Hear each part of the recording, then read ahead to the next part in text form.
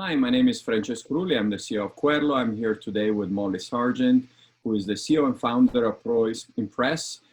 If Molly, you can share with us a little bit more insights about your work. Yeah, so my background is for the last 35 years, I've been doing sales and presentation skills training, mostly in financial services and professional services.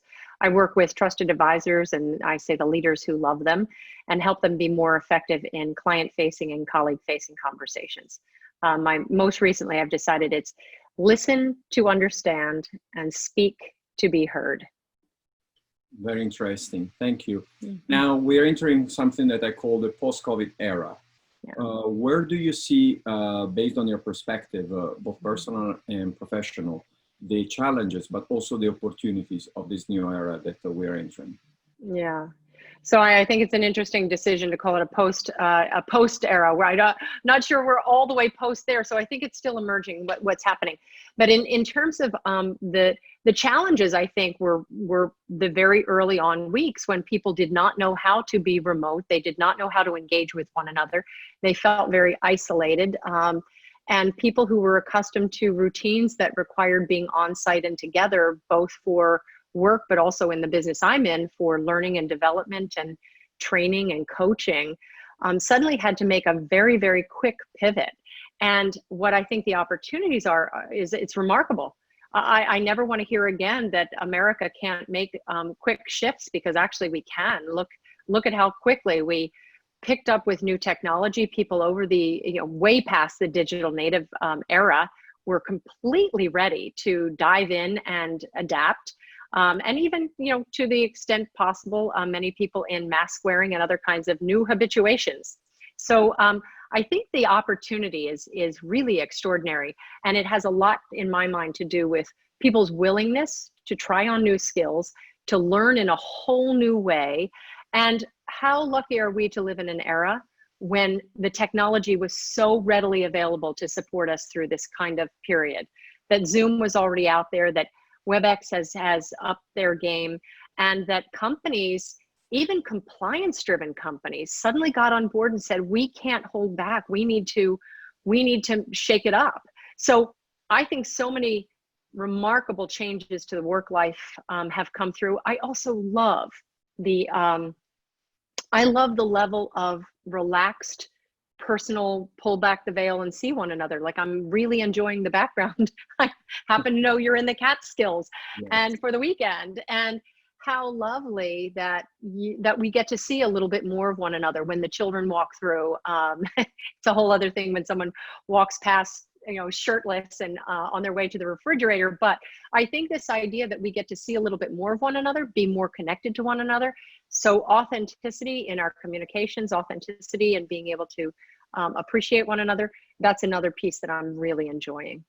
Very interesting. Now, talking about how we learned to, how we changed the way of learning, and where do you see the role of artificial intelligence in the near future? What I really am loving about artificial intelligence in learning for a very long time. So I hold a patent on a high involvement learning platform that we designed. My business partner is the former head of regional sales at Oracle. And we hold a patent on a high involvement learning strategy that goes back to 2008 through 2013. It's now off patent, so no longer something that we're trying to market. But a lot of people are using the strategy that we had, which was highly socialized learning, but it was still very kludgy. It was hard to, it was hard for people to work with it. So fast forward, what AI introduces is this ability to bring a combination of randomization and repetition into learning. Because in the business I'm in, it's not just intellectual download, like a right, wrong answer that one would get in knowledge transfer. It's actually skill development, and that's for coaching skills and presentation skills and selling skills. Do you know how to listen? Do you know how to overcome resistance? Do you know how to introduce yourself?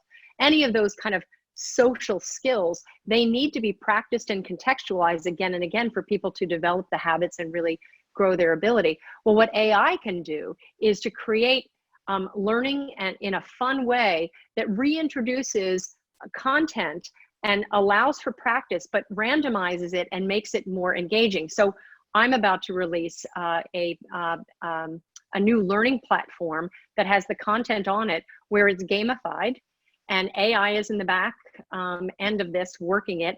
And all of a sudden you have gamification. And the thing that made me love this most, which is really the fun part, is I was thinking about going on this new platform and developing my content for it. And I had a gentleman I've known for a very long time who comes and does construction on my house. And he happened to bring his 17-year-old son with him. And the son wants to go to school, and then he wants to go to medical school.